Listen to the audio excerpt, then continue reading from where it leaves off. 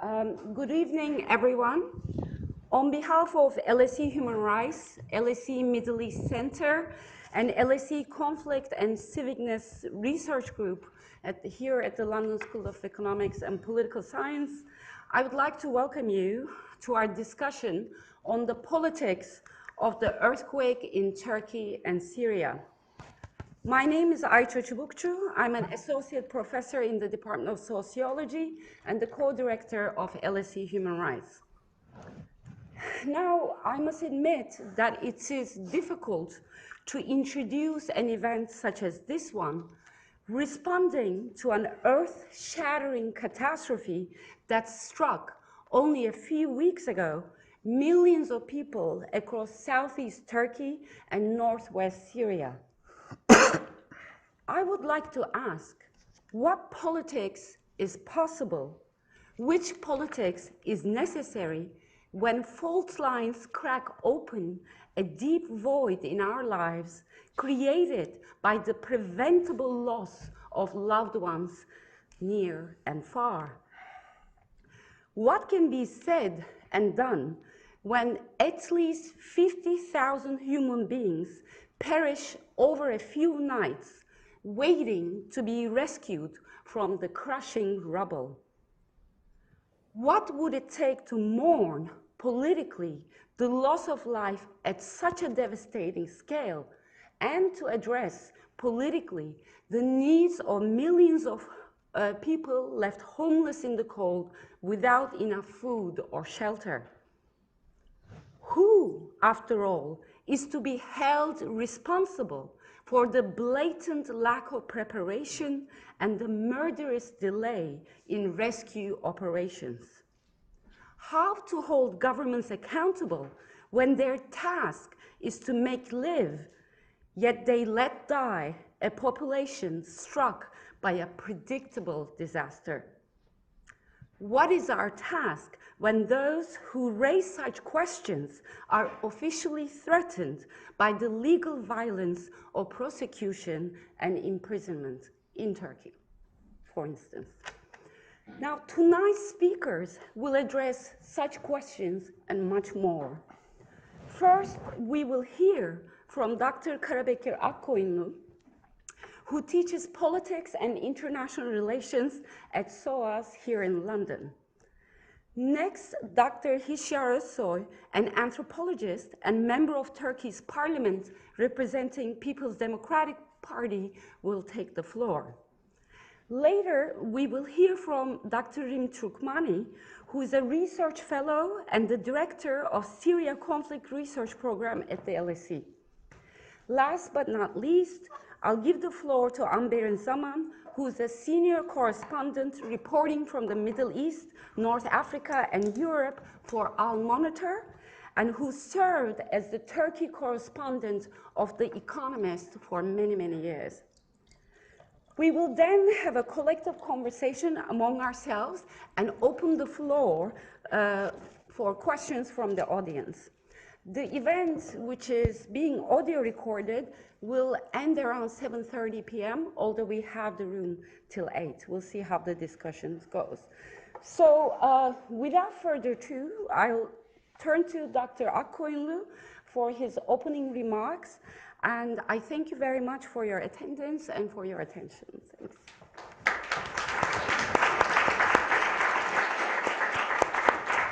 Thanks. Thank you very much, Ayça. I wish I could say it's a pleasure to be here for this occasion. It's not, but it is. Well, thank you for organizing this very important event, which allows us both to share not only thoughts but feelings, and also try to make sense of this unimaginable catastrophe, not natural only, but also man-made, that has befallen on Turkey and Syria. I'll take advantage of the fact that I'm going first, and we'll try to present an analytical framework on which maybe we can base our conversation. And although the title of the panel is Responses and Aftermath, I would also like to speak a little bit about the background on which it would make sense to talk about the aftermath and the responses. And I think any comprehensive analysis of the political causes and consequences of the earthquake, both in Turkey and Syria, has to take into account the local, national, and the international context. Without one of these three dimensions, our analysis would be insufficient. Now, the local and national story, as it pertains to Turkey, in my mind, is the following, in a nutshell. We're talking about the destructive outcomes of crony capitalism before the earthquake, seized upon in the aftermath of the earthquake by disaster capitalism, under an ultra-nationalist, mafia-backed strongman regime, which assumes all the power of governance, but none of its responsibility.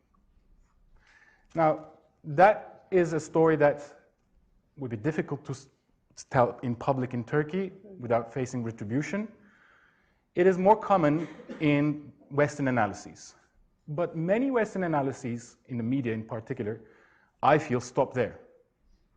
And if you do not put this local and national context in the global context in which it is nested, you might think in the end that what has happened in Turkey and Syria is yet another case of corruption and despotism that is natural to this environment, to this geography. It's another case of Middle East exceptionalism. It happens in that part of the world. In fact, I think this is a lot of the analyses, as I said, in Western media. But the origins and the context of what has happened in Turkey and in Syria is nested in a global context that fetishizes growth at all costs and removes all moral and political restraint on unfettered pursuit of profit. Now, to be more specific for the Turkish context, we can trace the political and economic genealogy of the status quo in Turkey, of the current regime in Turkey, to the 1980s, to the right-wing military coup of 1980 and subsequent Özal years, to the junta-backed shock therapy market reforms, together with the militarized quasi-ideology of Turkish Islamic synthesis, to the emergence of construction and real estate as not only the capital by which local and national politics has been intertwined, but also the main engine of growth on a national level. Also the legalization of irregularity, the legitimization of cutting corners. I mean, remember Turgut Özal, who's famously said, "My bureaucrat knows how to deal with business, do his business," or "There's no harm in violating the Constitution once." So we see maybe an unnatural evolution, maybe a mutation of that story in 2023, but let's also remember that that story, that trajectory has passed through the 2000s, during which the Turkish economic miracle happened on the basis of the same principles of unfettered growth and profit, on the basis of construction and real estate boom, which was celebrated internationally. Now, the story of Turkey as a role model, as a success for the wider region, as a model for the wider region, came to, and this is what I would like to conclude with, came to a sort of halt about a decade ago with another event that was a watershed event a decade ago, the Gezi protests. Now we're almost at the 10th anniversary of Gezi. And tragically, and unironically, I think, Gezi was a resistance to all that led us to here.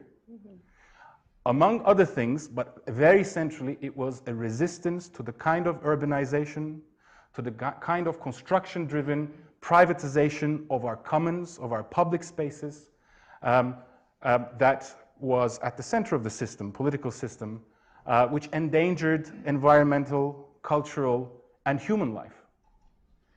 And it is also no wonder that two of the most prominent activists at the center of Gezi, Gezi Park, Mücella Yapıcı, an architect and a spokesperson for the Turkish Chamber of Architects and Engineers, and Tayfun Kahraman, an urban planner who repeatedly spoke truth to power, who pushed back against this type of growth and this type of cronyism and all that you have here, have been in jail as of last year under the charges of coup plotting. Now, I think if you put the people who should be in charge of regulating our society or commanding having a say in our politics and society in prison, and if those people who should be in prison are running the country, the outcome is this. Thank you, Karabekir. So I would like to turn to our guest from Washington, D.C., MP Dr. Hishar Soy. Could we connect him, please? He was able to hear us, no? Okay, thank you so much.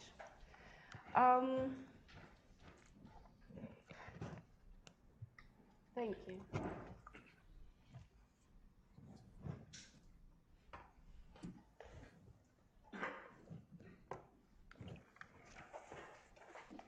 It's interesting you raised the question of Gezi at this juncture. I will ask about practices of solidarity that we have witnessed from civil society, within civil society in Turkey.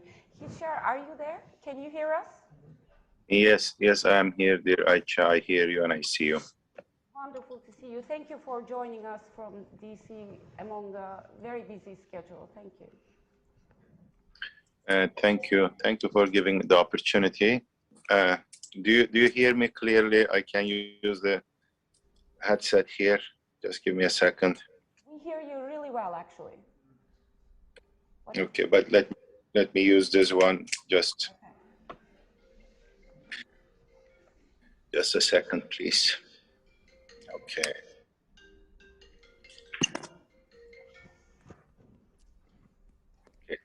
It should be better now, I think.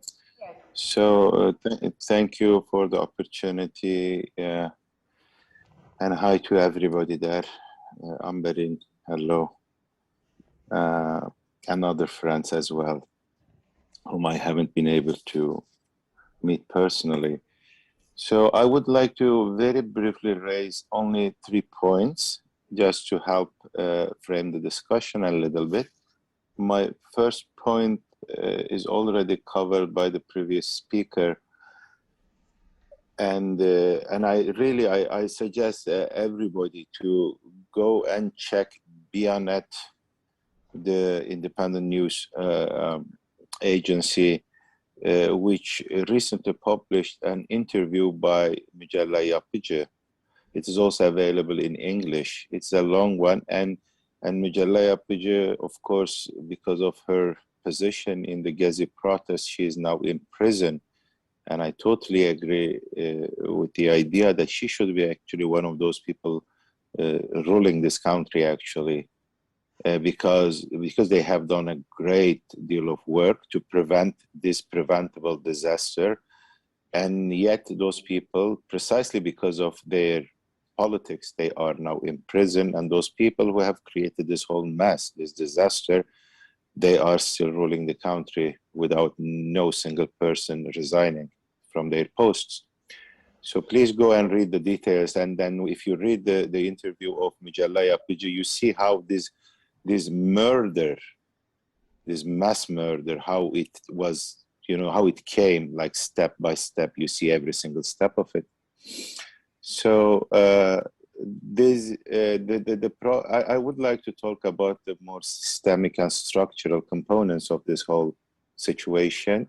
It is true, I mean, it is definitely not a natural disaster. Earthquakes do happen in many parts of the world. 75% of Turkey is on active earthquake zones, what they call, I think, seismic areas. So, I mean, and that is why we just have to build our country, taking into account that these earthquakes can happen anytime. But we haven't done that. That is the problem. I mean, as a country, as politicians, as the society, not just the politicians. I know it's always easy to blame the politicians and even the contractors and others, but I think the problem is much bigger here. It's much, much bigger. It is it is, I think almost everybody is involved in this whole thing who actually thought they were benefiting from the existing business model, the growth economy, which is based on construction sector, totally unregulated, and people were accumulating wealth based on this particular model. So as the previous speaker mentioned, it is a growth economy model that we have, and the backbone of this growth model is actually the construction sector. And the problem is that, I mean, of course, construction can be the backbone of economy, but why this construction sector doubled its share within the national economy twice in 20 years? I mean, in the early 2000s, I guess it was like around 5% of the whole economy, the construction sector. Now it is 10%, the share of construction within the broader Turkish economy, while globally speaking, the share of construction sector dropped from 6.2% to 5.5%. So there's almost 1% decrease, I mean, globally speaking, but 100% increase, right? From 5 to almost 10%. And so why this is possible, I mean, how this became possible, and I suspect it is because I'm not an economist, but the construction sector is probably the most ever profitable sector in Turkey. And the reason why it is so profitable, it is because nobody is enforcing construction codes, right? So it is not just a couple of bad contractors, a couple of bad mayors, or a couple of bad politicians who are being bribed and corruption. It is not simply about that. This particular model is encouraging a totally unregulated construction sector. This is precisely the way to accumulate wealth, not only for the contractors, but also for ordinary people as well. This is how people have been accumulating wealth, and now we are paying for this. So in that sense, it is, yeah, I mean, it's not even, this disaster is not even human-made, it is man-made. And I mean, it is man-made. I mean, it has been all kinds of patriarchal, you know, political processes that have created this economic model, which actually it's not an economic model. It is a political economic model that we are having. So, you know, in Turkey, there are zoning amnesties that happen not only under the AKP, but before the AKP as well. I mean, populist politics relies on legalization of totally unlawful, unsafe settlements. I mean, this has been almost a trend since the 70s, 80s, 90s. All governments have done that. Just to give you one example, the last zoning amnesty was in 2018. And I can say very proudly, only my party opposed to that at the parliament. So when millions of houses unsafe, many of them actually located in the earthquake area now, they were legalized, you see. So everybody is a part of this mass murder. It is a collectively committed mass murder. One more example is the public tender law. It is actually in the interview of Mücella Yapıcı. I think this was amended 200 times, like to make it like more suitable for contractor and other business people to make a lot of money. So we can go into this, but the first thing we have to do is really to change this particular economic model. I know it is difficult, but I will come to that point. I mean, how we can actually, you know, change this. The second point is the day of the earthquake and the aftermath, where we saw a totally incompetent, ineffective state apparatus. For the first 2 or 3 days, we even didn't have them. They weren't anywhere. We didn't have the Kızılay, we didn't have AFAD. I think this is, and in local governments and like more local initiatives, they couldn't do much. everybody was expecting some kind of an instruction from the central government. And I think the reason why the kind of like this, the late kind of reaction of the government was precisely because of another systemic problem, which is the political system, the presidential system, which has centralized all powers in the hands of the president, and just nobody was doing anything because they were expecting somebody to send them some instructions. And the kind of political system that empowered President Erdogan so much also made him so vulnerable on the day of the earthquake and in the aftermath, right? Nobody could do anything. So the second thing I think we should seriously think about is decentralization of power, and as a systemic problem, as a structural institutional problem that we have, and we need to radically change this when trying to prepare for the coming earthquakes. And everybody is so scared. Of course, we are scared that something of this scale happens in around Istanbul. We don't want to even imagine, the human consequences of that. This is the second point. And my third point, and I will cut it very shortly, is yes, we didn't have the state institutions, we didn't have the government, but we witnessed something else. I mean, when the government is absent, when the state is absent, people are present. That is what we saw. Like the immense solidarity from across the country. So many people from different parts of the country, even different parts of the world, actually, they came in those earthquake zones. And it was really a very inspiring, I would say, solidarity, a very powerful spirit of social solidarity there with those people. And I think that kind of solidarity we also had during the Gezi protests, for example. We had that solidarity. Or during the Kobani, the siege of Kobani, for example, in 2014, we had that kind of solidarity where people, despite all of their differences, they came together. They were, they somehow, they were unified to respond to a very horrible, terrible situation where actually our governments, our institutions have terribly, horribly failed us. You see, so, and I think that it was that kind of solidarity that scared the government and state authorities the most. They were so terrified. The way they were terrified of the solidarity during Kobani, during Gezi, it was a very similar solidarity. Maybe not that much political solidarity, but definitely a very powerful social solidarity. And I think it is particularly that solidarity which is still ongoing. I think that is the way out for the generally disastrous situation in the country.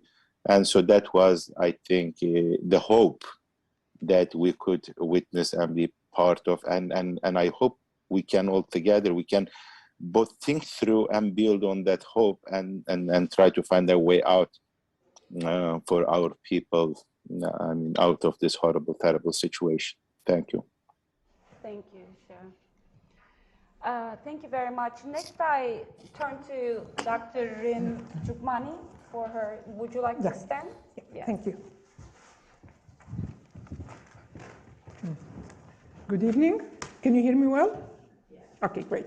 So for the last 8 years, when I used to speak to policymakers about the Syrian conflict, I used to repeatedly use a phrase saying, what happened in Syria is not an earthquake. And that was within the context of my attempt to explain to them that the immense human suffering, the loss of human lives we're seeing in Syria is not a result of a natural disaster. There is a political root to it, and you should go back to these political roots. You cannot continue to just provide basic political aid, basic humanitarian aid to people on the ground and allow to UN-led political process in Geneva to move at a snail pace. We need something different. This is not just a natural disaster. And here I am now again, standing here to say the same thing. Yes, there is an earthquake, But this, the whole Syrian conflict, it's not an earthquake, it's not a natural disaster. Because when an actual earthquake eventually hit the area, there was no one there to come and help. Actually, search and rescue, which was desperately needed in the northwest, never arrived the northwest of Syria. In government-controlled areas, it did arrive, but very, very limited from countries, mainly Arab countries, which didn't even have any experience in search and rescue.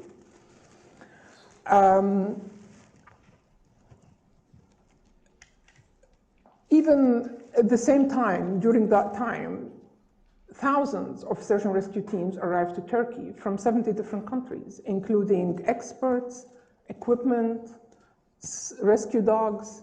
And indeed, Turkey even needed much more than what arrived. But the irony is, it's just kilometers across the borders, there were also people who were desperately in need. There were people still alive under the rubble, screaming, and no one was there to help them. So the Syrian civil society was left to handle this on its own. The White Helmets, other medical organizations, everyone just tried to do their best, but they didn't have the expertise and the equipment they much needed for that. They were given supports by many governments, like financial support, but then how can you transform financial support in a bank account outside the country to the instant equipment and expertise you need on the ground? You can't. So that was not much used at that moment. Not only that, in the northwest of Syria, in the first 3 days, no aid of any kind arrived to the country, not even the usual humanitarian aid that used to arrive. And the excuse given was that the road and the crossing, the border crossings between Turkey and Syria are now damaged because of the earthquake. And who called this bluff? Who? It was the dead bodies of the Syrians who died in the earthquake in Turkey, because hundreds of dead bodies of Syrians were transported in vans and cars from Turkey to be buried in Syria in the first 3 days. Many tens of cars ran that road, crossed that borders, arrived to Syria. No one stopped them. But aid? No. And then on the fourth day, when aid eventually arrived, it was the basic humanitarian aid, the usual humanitarian aid, nothing specific to that context. The obstacles to delivering aid, the much needed aid, the search and rescue aid, were not the road, were not the broken road. They were political. They were very, very political. And there were so many painful lessons we learned from this crisis. I mean, we can speak to many of the issues you raised, but I'm going to add some other lessons we learned also from the Syrian context. The first one is that the international search and rescue response, let's say not just search and disaster response system, seems to be designed to handle or to work only in state-run territories.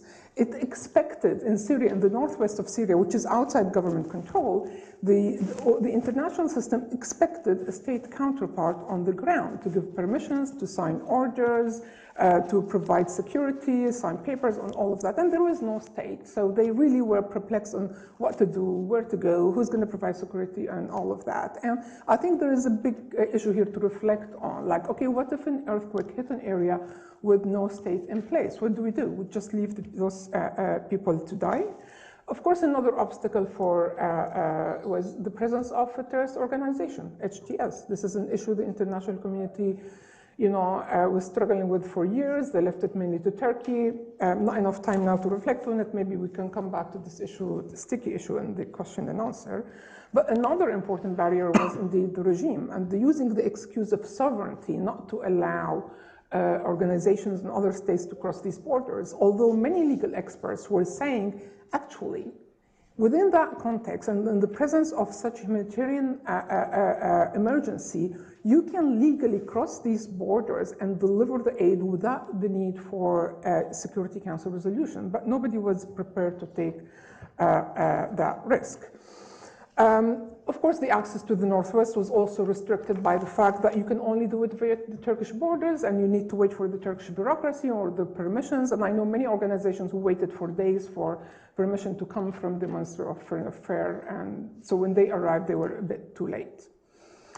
Another very painful lesson we learned is that bad governance kills. So many of the houses that fell on people's heads in northwest of Syria were newly built, but they were built under the eyes of very corrupt local authorities and local councils. There were no regulations, no oversights, no building control, quickly built houses for people moving into the areas.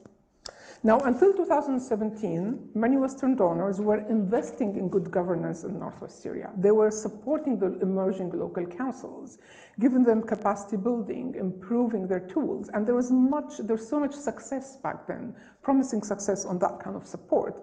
But that was all sadly withdrawn in 2017, and all of the support went to this pure humanitarian aid, which is why, again, I have to repeat the message again and again, this is not just a humanitarian crisis. Now, in government-controlled areas, there were regulations, there was a kind of mechanisms and building control mechanisms, but there was deep-rooted corruption. So it was cheaper to bribe the building controller than to buy the expensive steel and cement. And there was also a counterpart state for all the international rescue organizations to deal with, but it was an isolated, illegitimate, very corrupt state. Most of the organizations and the countries that can deliver the expertise needed for search and rescue in the first few days already cut ties completely with the regime. For them to deliver that aid, they needed communication channels, and these channels didn't exist. And I know several actual examples where countries wanted to come and help, and they didn't know where to start, who to talk to, how to restart the whole thing, how to get the permission from the very top. And again, that raises the question, so if a natural disaster happens under the rule of a brutal, isolated dictator, shall we leave the people just to die, just like this? But anyway, the response to the, I think, Syrian earthquake was not all sad stories.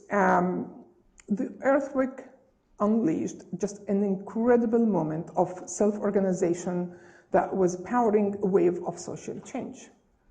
I think as people realize, especially in the northwest of Syria, but also the rest of Syria, they realize that they are on their own, completely on their own. And there is no state that cares for the public good. No help is going to come from the outside, so they decided just to roll their sleeves up and do the job themselves. So not only just rescue organizations like the White Helmet or medical teams, everyone, all kind of organizations, even churches, even mosques, civil society of all sorts, people from all walks of life, doctors, lawyers, IT experts, farmers, everyone, they just all transform themselves to first responders. And we're working somehow in a synchronized way with commitment for public good. They may not have realized it, but for an external observer, it was very, very clear that there is a functioning civic ecosystem at play. This is despite that both the regime and HTS, the terrorist organization, have tried their best to shut down every civic space in Syria. But the system revealed itself suddenly during the earthquake, despite these dictators, and actually it even very quickly developed monitoring mechanism to monitor all the aid arriving. So they would ask questions, where is this aid going? Why is it disappearing? And why this aid is appearing in the private market? So again, I mean, they were so creative, so just wonderful. And of course, indeed, every political actor on the ground tried to exploit the earthquake to their political ends and to gain legitimacy. That includes the regime, indeed, and HTS. But the question is, yes, I think the earthquake does provide an opportunity, but should we leave this opportunity for the regime and HTS to exploit, or should the international community reflect now, reflect on all its policies and approach, and come up with a new approach to exploit this opportunity and these new powers that were unleashed from the ground?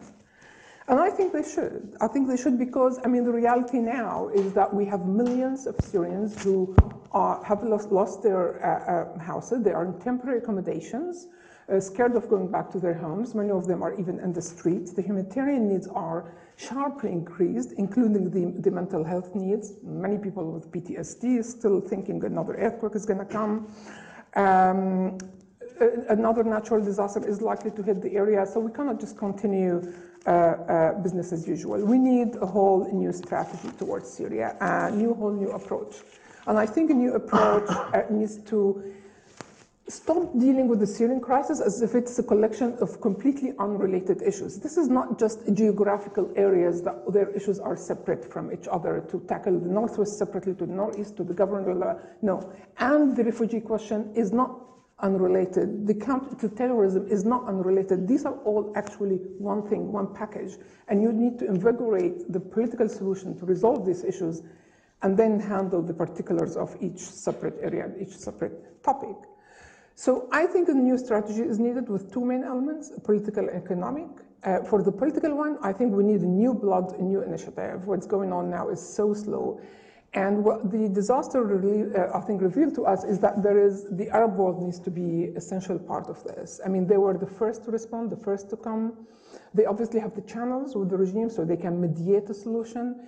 And most importantly, they have a vested interest in ending the Syrian crisis because they are paying the consequences. They're receiving the refugees, they're suffering from the illicit trafficking, the narcotic trade, all of that. So they do have interest in ending this crisis.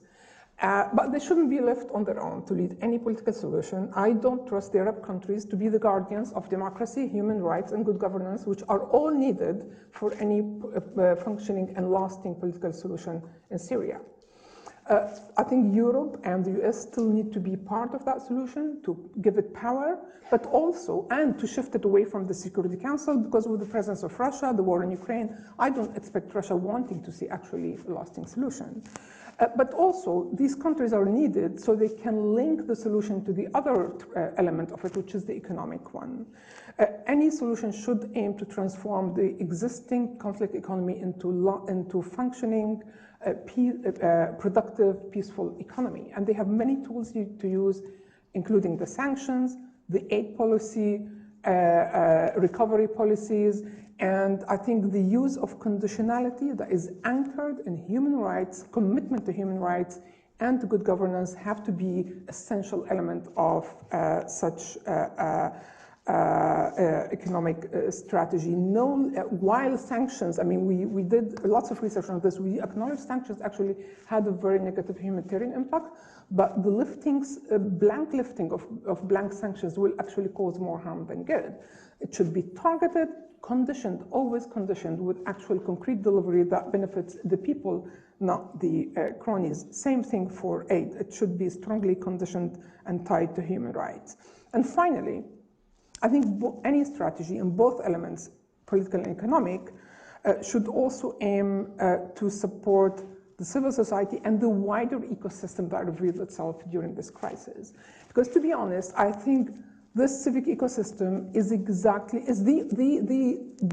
most important asset the country has to protect itself from any future shock. Thank you. Thank you very much. Last, we will hear from Amber Zaman. Would you like to stand up or do you prefer? I'm so short, I think I'll just sit here and cut my head off. First of all, I'd like to thank the Middle East Centre and you, of course, Professor Çubukçu, for hosting me here today. As a journalist, obviously, I've covered many of these horrible natural disasters, notably the 1999 earthquake, many mining disasters in Turkey as well. And just to reflect a bit, basically I want to reflect a bit on the presentations made by our distinguished colleagues here. And I'd like to start with what you were saying, Karabekir, about nesting this whole event in a broader context of the neoliberal economic order, etc.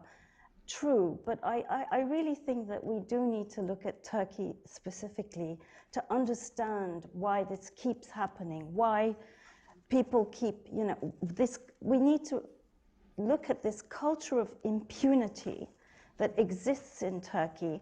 And if we, if we look for a baseline, let's start with the genocide of the Armenians in 1915. At least 1 million people were killed in horrible circumstances. And was there any accounting for that?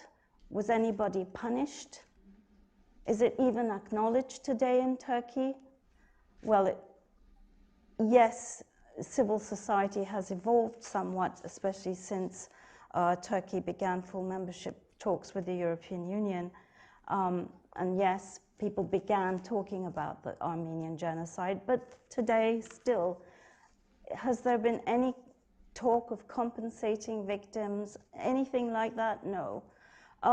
Let's fast forward to the 1990s when over 1 million Kurds were burnt out of their villages. I mean, people were, excuse my language, forced fed their own shit by the Turkish security forces. People were badly tortured, raped. Was there any sort of accountability for that? Was anybody put on trial? Under this government that came to power in 2002, pledging democratic reform, and we did believe them for a while, we've seen this culture of impunity continue. Just recently, on February 6th, a man in Hatay, a 26-year-old man, was taken into police custody on claims that he was involved in looting. There was apparently a looting spree in Hatay, and a woman was raped. And he was falsely accused of this and beaten to death in police custody. This happened just a few days ago. In 2011, on Turkey's border with Iraq, 34 Kurdish villagers were bombed to death by F-16s. What happened? Nothing.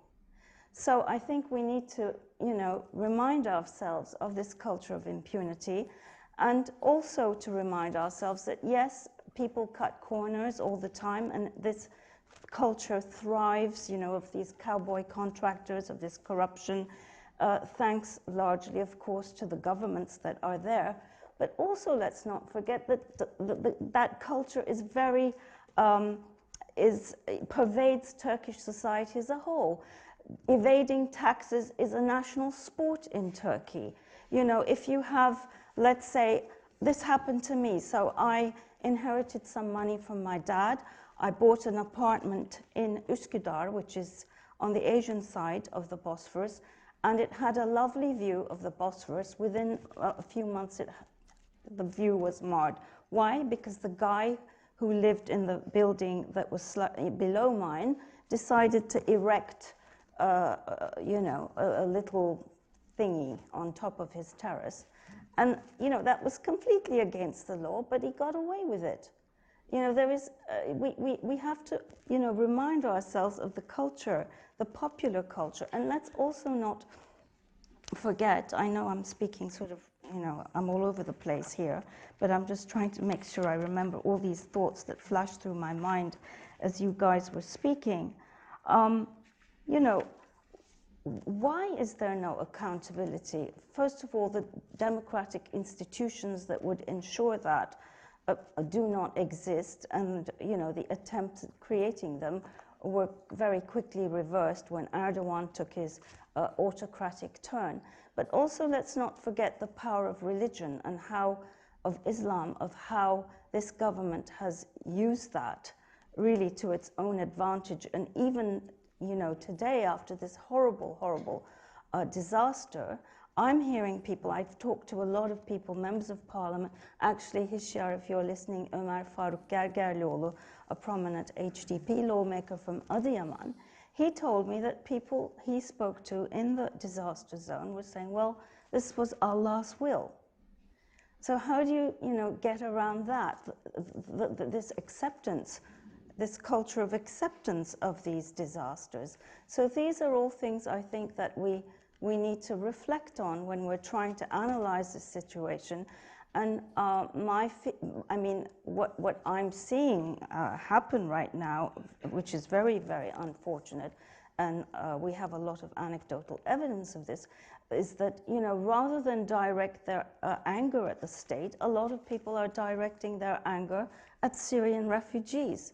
So we had these awful images circulating of young men, dead men, who had been beaten to death and we were told, but it was never really properly established that these people were Syrians. And I very much fear that going forward, especially with the huge colossal, economic fallout from this, people say one trade organization, Turkey-Syria, they estimated that this is going to cost Turkey $90 billion. And of course, this is happening in an environment where already the economy was tanking. And so we can only imagine that, first of all, this government, particularly if it gets re-elected, and astonishingly, that possibility is very real and exists. I mean, that's crazy, right? That is crazy, considering the neglect, the corruption that allowed, so many people to die. But there you are, that is a real possibility. And my fear is that they're just going to get even more repressive. And we're already seeing signs of this. A lot of my colleagues are being arrested, journalists. Anyone who's critical of the handling of the earthquake can find themselves in jail.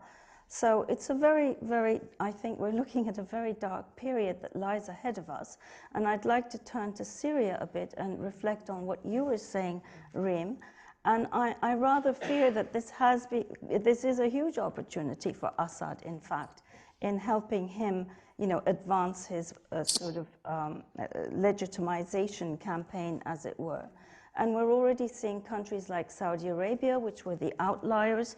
They're now flying aid directly to Aleppo, to government-controlled areas. A lot of Arab leaders, the Egyptians, who again were outliers, have reached out to Assad. I think that this will only accelerate that process and will accelerate Turkey's own process of re-engagement with Assad, because I think for Turkey now to persist in this occupation of this very large, it's the size of a state in the United States, I forget which one, but it's a huge area that they occupy, and the cost is just, not sustainable for Turkey.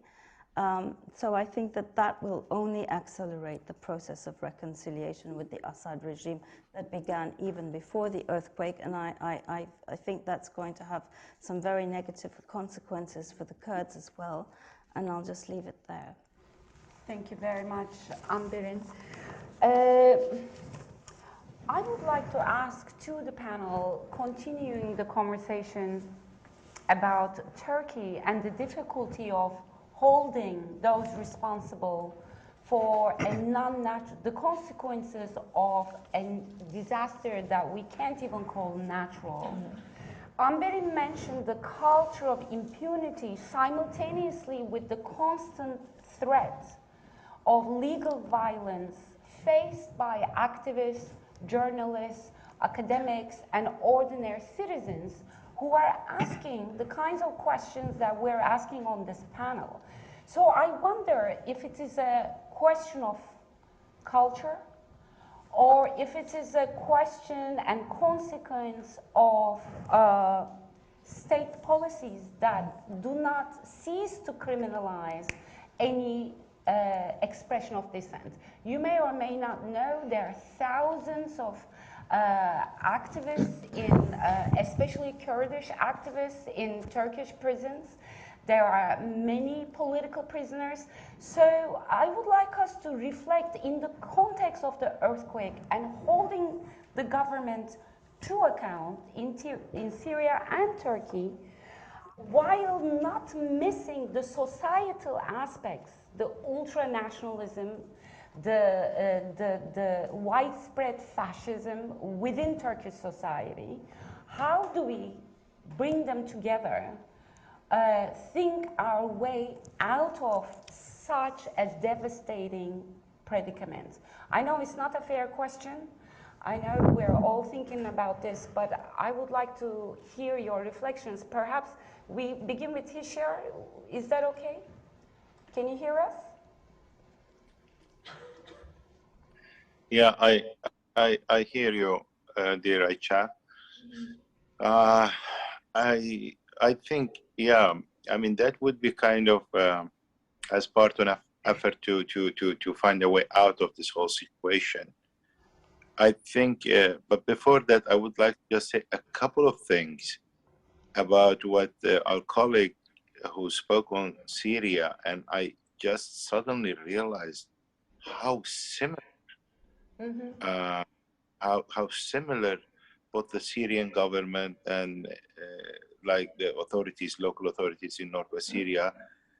I mean, they didn't come to the rescue. They were not there. But when aid was coming, they tried to kind of control aid. Actually, they tried to disrupt solidarity networks. Any kind of civic engagement was perceived as a threat. And I would really, really encourage our academic colleagues there to really more systematically think about this, like the responses of the governments, particularly to the kind of civic initiatives, like the people, solidarity, that so inspiring. And I think that was also the intervention of our friend who spoke on Syria, that kind of like, it is a new sociality, a new community that came out of that whole crisis situation. And still, I mean, they are in the process of making, they are trying to build in the absence of the state or governmental institutions. And all of a sudden, you see all these people exactly when they saw nobody was coming to their rescue, so they took the initiative. Let me also say something about the case that I observed in Diyarbakir, then I will try to combine all of these. In Diyarbakir, 1 hour after the earthquake, we have developed a civilian initiative, including the Chamber of Trade and the Bar Association, Chamber of Architects, everybody. And they had their first meeting 1 hour, 15 minutes after the earthquake hit. And that was 5:30 in the morning. And that moment, they all get prepared for rescue efforts, for help, all kinds of things. I think this is partly because we know that in crisis situations, oftentimes we don't have the state and the government. We don't expect too much, particularly Kurdish people. Of course, they don't expect too much from the state. That is why they kind of tend to build their own networks of solidarity. You see what I mean? It is like society organizing itself for those kinds of situations. And now I am understanding that in Syria, people actually felt the same need, but they just built that kind of solidarity on that very day. And but in Marash, for example, in places, Marash is a place where people vote mostly for the AKP and the ultra-nationalist MHP. The two of them, they get around 80% of the vote. And we saw when the people were asking, where is the state? I mean, that was the most repeated theme. And I think they were so disappointed. That kind of disappointment we didn't have in other Kurdish provinces, I would say. But in Marash in particular, because people were expecting the state, which is something that they identify so deeply, so much, and they were supposed to be there. But when the state wasn't there, nobody knew to do anything. So and they were just waiting there. So I think this whole thing shows us something about like social self-organizing. I don't know how to even theorize that, but there is a need. We can't really leave the lives of our people to the mercy of often corrupt governments and state institutions, really. So I think one way to think through all of these questions is how we strengthen the society as opposed to, or as different from, state and governmental institutions. I don't know whether, I mean, this is not just something that, we can fix that, easily. I mean, these are historical, bigger questions, structural processes. I don't think that, I mean, maybe sometimes I think our governments and institutions are not actually redeemable. I mean, you can't really recover them really sometimes, but still, I mean, the hope still lies in, that space, the social space where actually people could come together, Aicha. Yeah. So having said that, Aicha, I mean, I just want to be, and Amberin is very right, that we have a very dark period ahead of us. The elections are already set, the date, which is May 14. And there is a possibility that the government may stay in power. And and this whole the issue of impunity, accountability, all of those kinds of issues. I think, I mean, and as part of an active struggle, a social, political, even cultural struggle, I mean, collectively we need to find a way out. And I don't think that any of the issues, problems that we have actually can be even addressed without tackling this kind of like bigger macro processes, bigger issues. Political economy of the whole country is at stake now. So I don't know whether that somehow responded to your question, but I'm just trying to think it through. Thank you very much. Thank you. Yeah. Karabekir, would you like to contribute your thoughts? Sure. I agree that culture of impunity stands in front of us as this behemoth of a problem, and it's deeply rooted and historical and institutional and social. I also agree wholeheartedly that this is not just about a few dirty politicians, but yes, millions have cheered on for the building amnesties, and irregularity goes from not just local government but also to individual citizens. But I think also there are two things that make me concerned about that maximalist type of representation of the problem. If everyone is complicit, no one is complicit. We need to, at this first instance, pinpoint those who are directly responsible. It's not very different from saying, well, it's God's will. It's not very different from saying, well, it was the United States with this HARP technology that did this, or that it was the Syrian refugees. The moment we diffuse responsibility to this very wide and undefinable target, no one can be held to account. So we need to think about, on the local and national levels, who is responsible. And I think there's one very straightforward task in front of us, and that is to change the government, and without which none of the other issues can be addressed. Urban, social, cultural, environmental, and I agree with Amberin that it is far from given that the opposition will win. It's far from given that we'll have a free and fair election. In fact, Turkish elections since 2015 have been progressively less fair and less free, and every crisis has rendered the government more autocratic and more seeking more retribution. So I agree that there's a dark sort of future ahead of us in the short term, but we need to be pragmatic, focus on that one step of bringing together a coalition of very different backgrounds, nationalist and socialist, Kurd and Turk, Sunni and Alevi, on the basis of a democratic platform.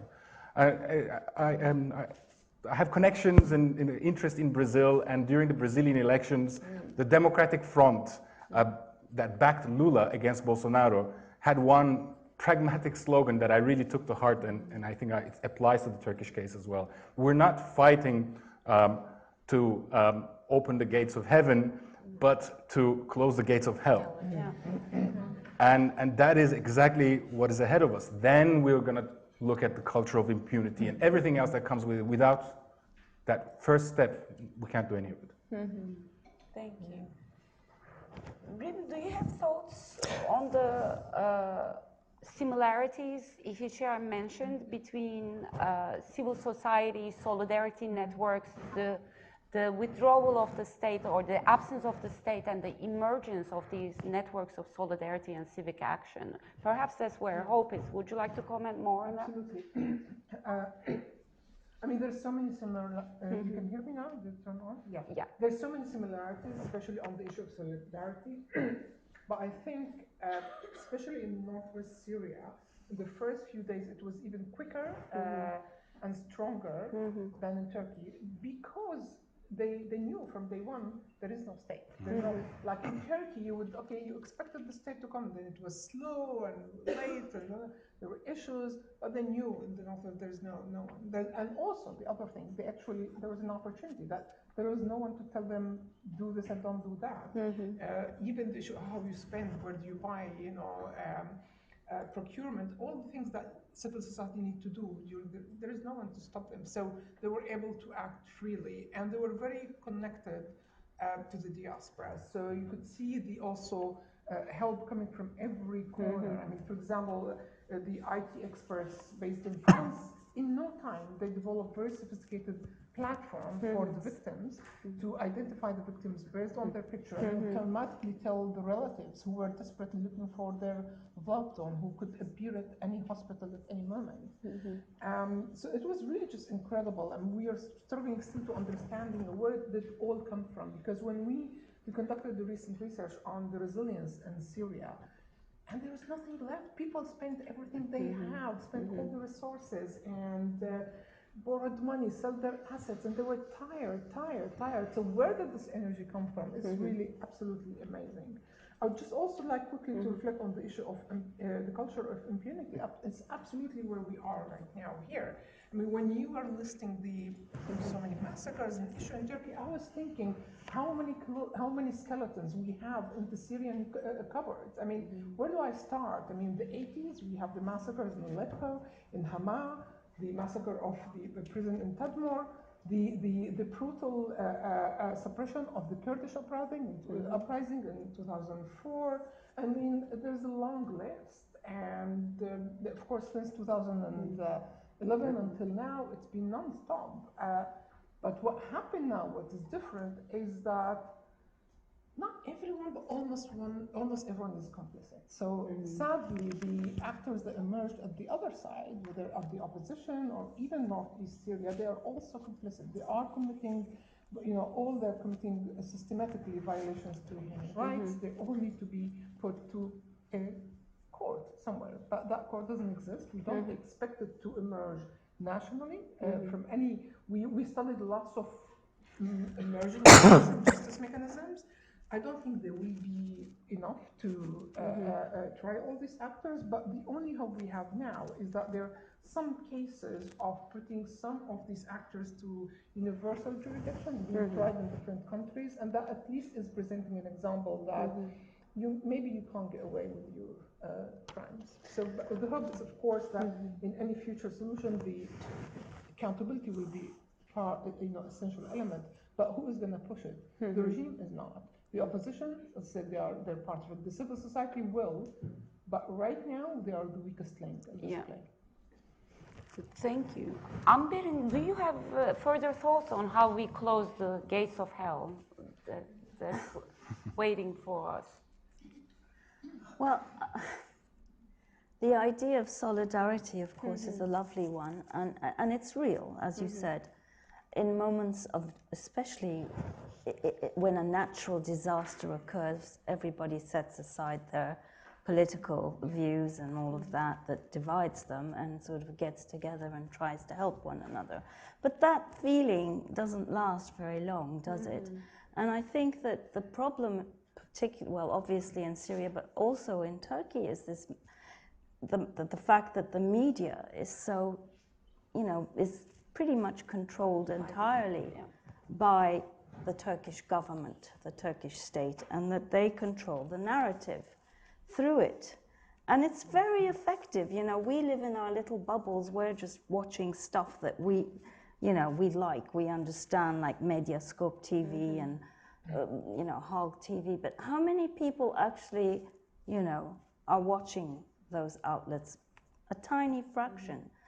And so, it's very hard for me to be optimistic in terms of people getting together, networking.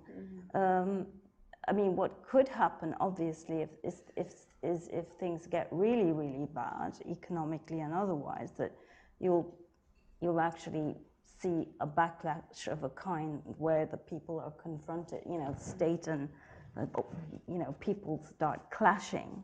But this government has been amazingly effective at dividing people, at driving wedges. It's doing that with the opposition, it does it with the Kurds. So, when I look at this, the picture before us, I mean, the tiny glimmer of hope that I have is the leverage that's now been created through Turkey's, massive economic, financial needs as a result of this earthquake, where Western governments, the United States, the European Union, will attach more strings to any kind of financial assistance that it delivers. I certainly think it will temper Erdogan's sort of nutty foreign policy. I just don't think that, you don't think so? Okay.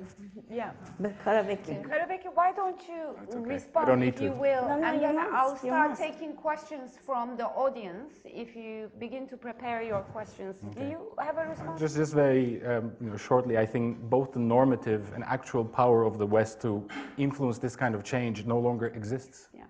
But they'll need money, right? I mean, Well, the Gulf states will provide it. They have been bankrolling. you think that's enough? But the Gulf states stopped providing with no strings and just open tabs. They changed this policy, so maybe there is. It's not open tabs or no strings, but not the kind of strings that you and I would probably be interested in. Yeah. That's true. Okay, we do have microphones, don't we, in the... Oh, thank you so much. And yes, thanks again to our volunteers. Yes, let's begin here. I'll collect maybe 3 questions, 2 more after. Yes, please. Do you mind introducing yourself? Yep. Hi, my name's Cyrus. I work in the NHS. There was just a lot of conversation about solidarity and the everyday solidarity that people showed during the crisis. And I was wondering, because it seems like the crisis was exacerbated at least by the loose housing regulations in the construction industry, causing just housing quality to be low, and then obviously it was more affected by the earthquake. But how do you turn that solidarity, the everyday solidarity, if there is a way, into the kind of action that leads to housing regulations being better at some point, and therefore just the future crises being worse? Being better, sorry, if it's possible. Thank you. We're all taking notes of the questions and then we'll respond collectively. Thank you very much for that question. Is there only one microphone? Oh, there's a woman back there. Thank you, Jorge. Hi, thank you. So I was going to ask basically, how will we unite? So obviously there is, current feeling of solidarity as there was during the Gezi Park protests, but how will we not allow this to fizzle out? And because ever since the earthquakes happened, I've been thinking, we're all, Turkish people, here, for example, and we're all privileged, and we're going to LSE, and so we do have a certain amount of power, and I feel like, how can we go past just like social activism or just like, social media activism and stuff like that, and actually unite and actually create some change and make the elections more free, for example? Mm-hmm. Thank you very much. And maybe one from back there or this side. There's a question. Yeah, here.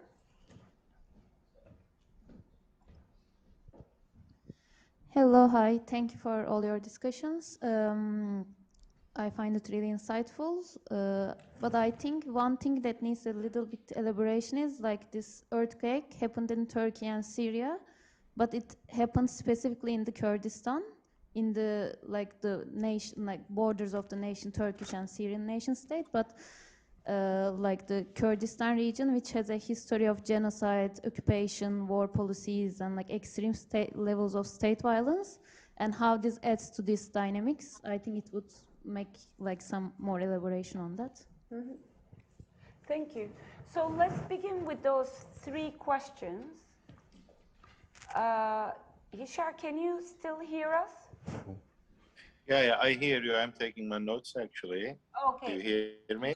We hear you, but we don't see you now. So I'll turn to our other speakers. Who would like to respond to either one or all 3 of those questions? Yes, Amber. Well, there's just one thing that I should have mentioned, and I think that's where the solidarity and people like you, can maybe be helpful, is specifically in Antakya, which was completely leveled and which is, of course, if any one of you have been there, you know how special, how magical it is, and how it harbors all these diverse cultures and history.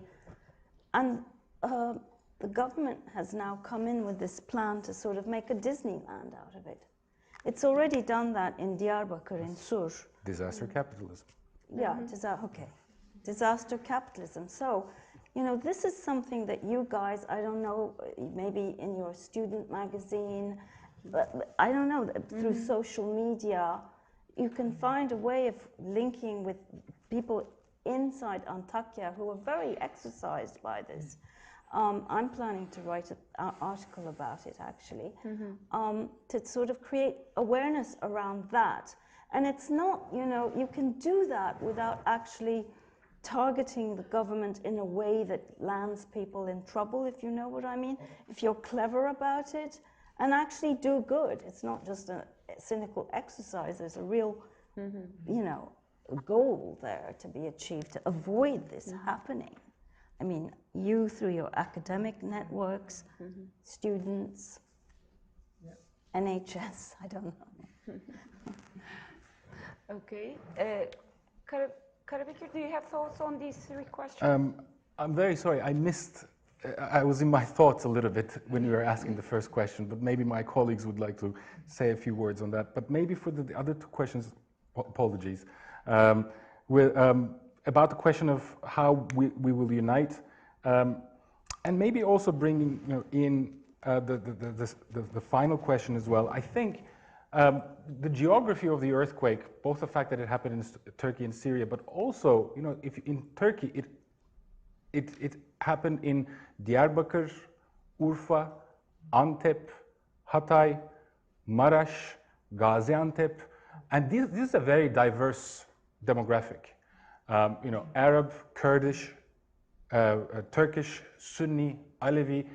So in that sense, I think, and I think from the response of Erdogan, which on one side is threatening and you know, and aggressive, but on the other side, especially targeting his own electorate, asking for forgiveness, gives us a sense that this will have reverberations beyond the Kurdish region and the historically and politically isolated demographics of Turkey, which have been, you know, abandoned by the government. And this is, I think, a basis for solidarity, basis for crossing over that divide. And I think maybe that comes back to your question.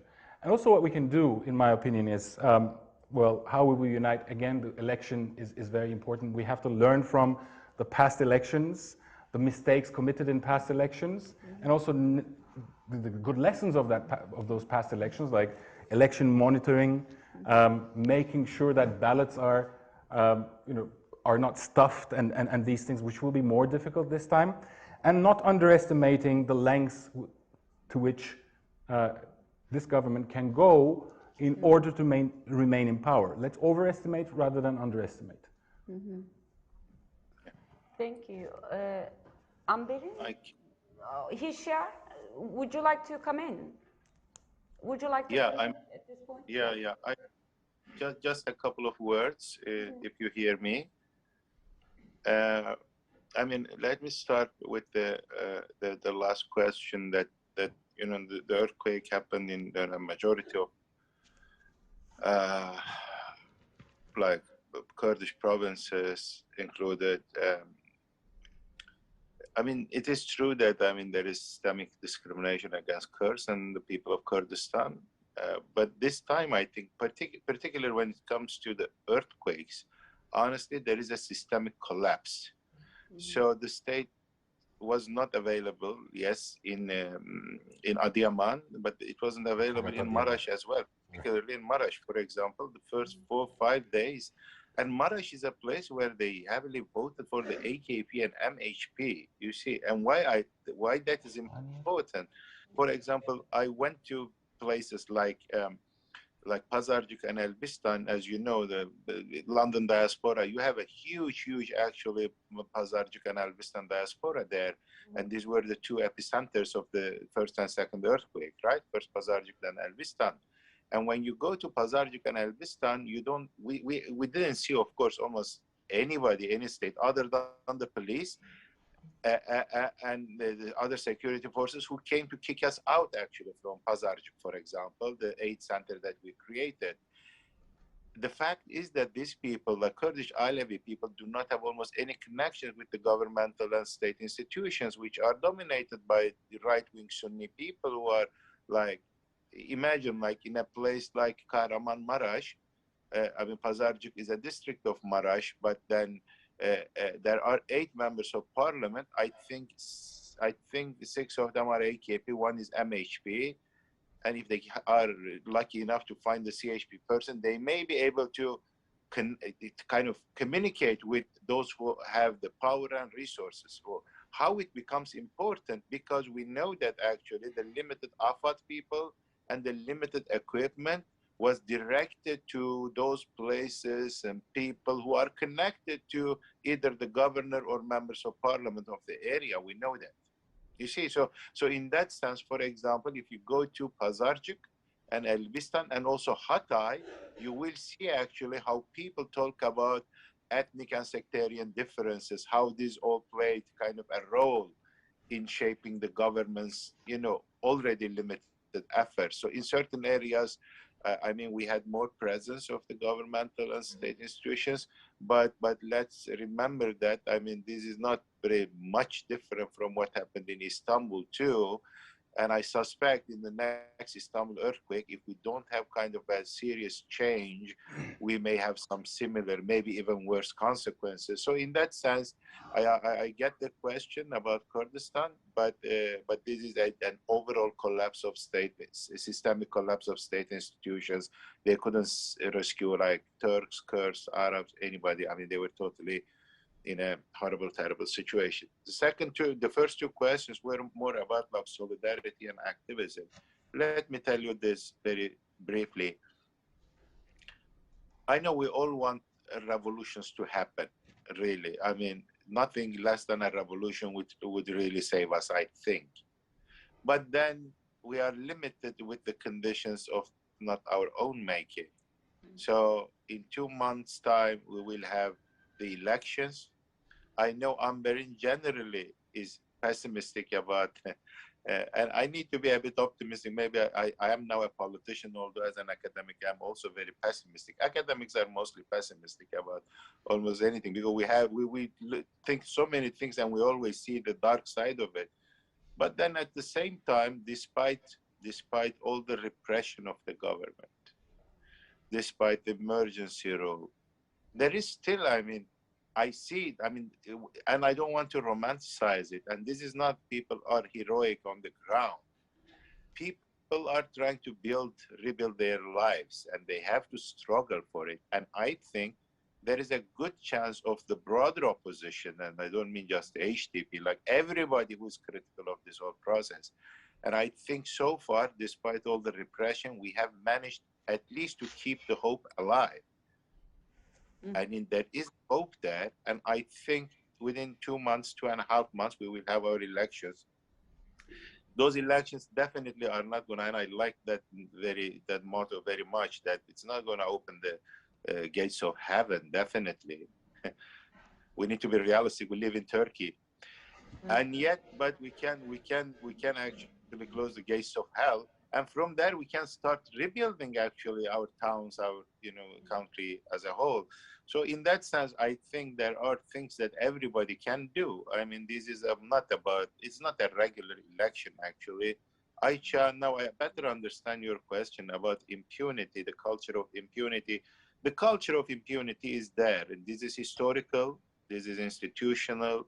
I mean, it's cultural, definitely, that mostly people who are responsible for all of these atrocities, they go unpunished. I mean, I'm not very optimistic about that may change anytime soon.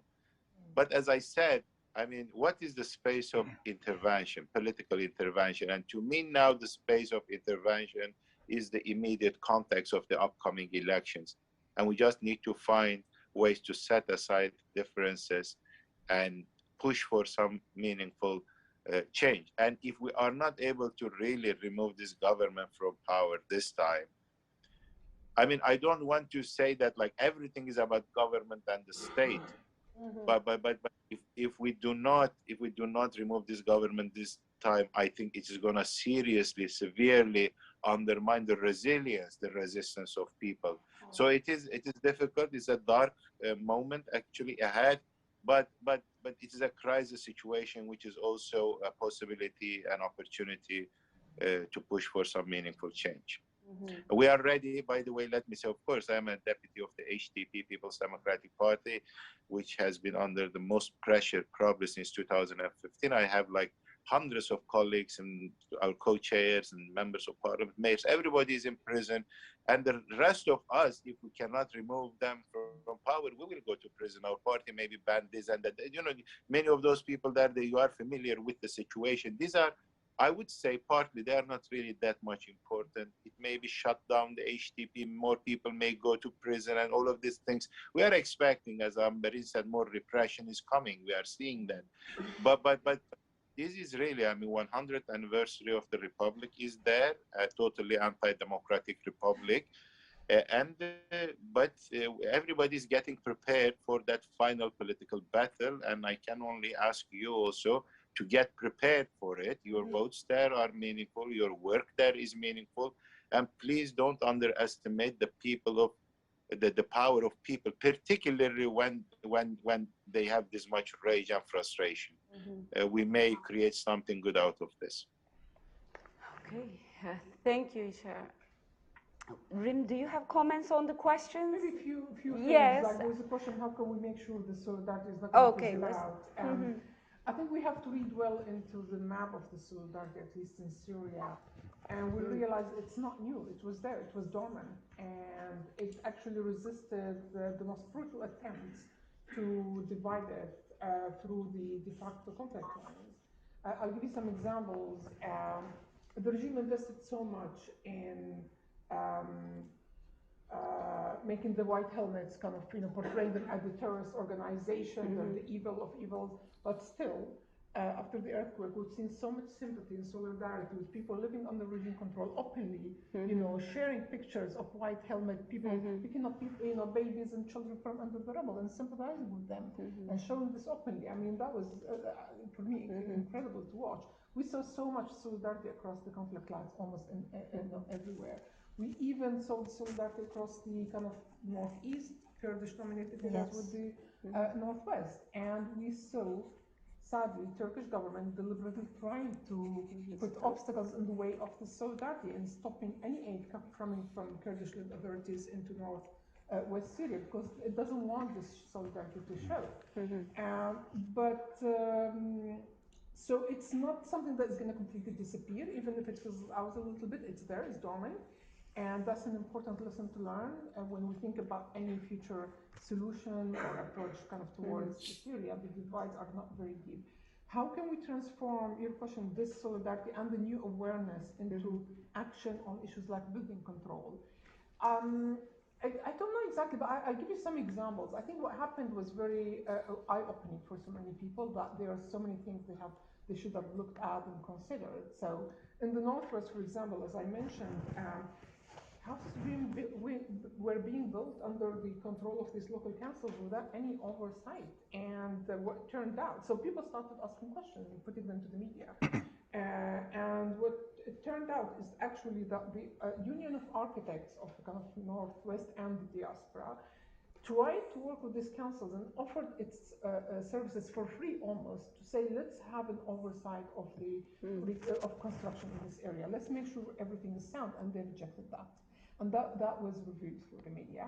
And now, they're not going to be allowed again to do the same thing. So many people are calling for these experienced architects to intervene again, strengthen the building regulation, the building control mechanisms, and so forth. We hope that, again, this kind of action that is governance support, and I really hope that the donors towards Syria would see the importance of governance in this moment, and as I said, how good governance save lives, and invest in such examples.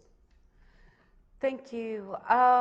It is now 7:30. I would like to turn again to the panelists if they have any last thoughts, anything you haven't had a chance to say, concluding thoughts, and then we will shortly end the event. I would like to observe, in terms of the possibilities and potentials of solidarity, just the mere fact that the Turkish government slowed down social media, slowed down Twitter, while people were using social media to ask for help from under the rubble. What that shows us, I think, is the very real fear of solidarity, very real fear of civic action on the part of the government. So let's not underestimate our own power. Any concluding thoughts? Can I add? Yes. Can I add something? I think Amberin briefly touched that one, and I think it is very important. And it also deals with this whole question of impunity that was, raised in, several contexts. Now, for the first few days, and maybe for the first 10 days, we found the culprits, right? Like the Syrian refugees, who were looters, robbers, and they were beaten up and tortured. And that is one thing. And I think that was being done on purpose. It was to kind of channel the rage and fears and frustration and anger of people. So that was the first scapegoat. It was the Syrian refugee. And the second one was the contractor. Because in Turkey, nobody likes contractors, actually, because everybody knows how corrupt they are, because they sell, cheaply built things very expensive. Müteahhit. Nobody likes the müteahhit, right? And it is so easy to blame them. Of course, and I am not definitely denying, and I totally agree with that. If you say everybody is guilty, so then nobody is guilty. Yeah, I totally agree. So we need to really pinpoint, and we need to make sure that those people, the contractors, whoever they are responsible, they should pay for it.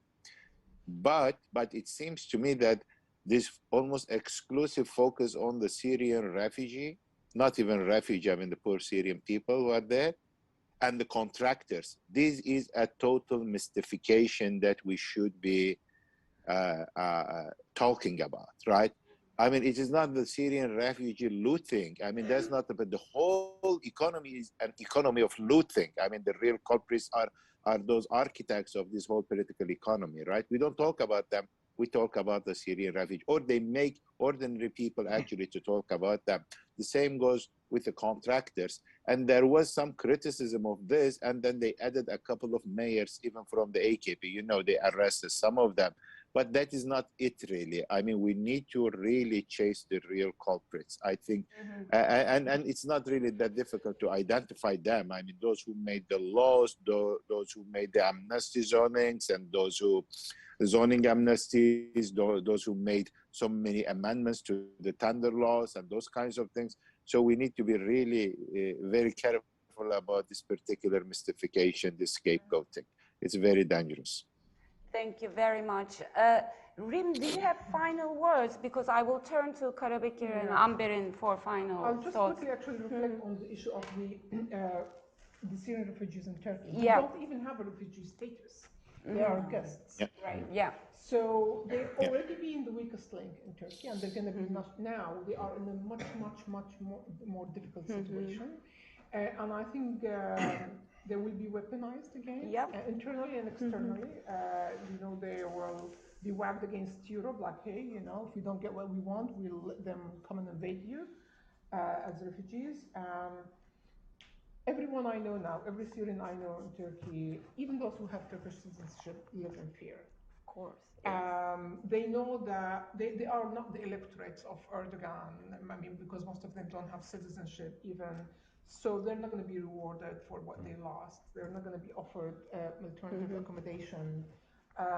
They lost all their resources, and they really don't know where to go. They literally now live not even in tents. If you see the pictures of where they live in, like in the parks, using blankets to make ad hoc tents. It's just unbelievable that a human being can be allowed to live under these conditions. And I think we have to think about them. We're talking about around 2 million people at here, least.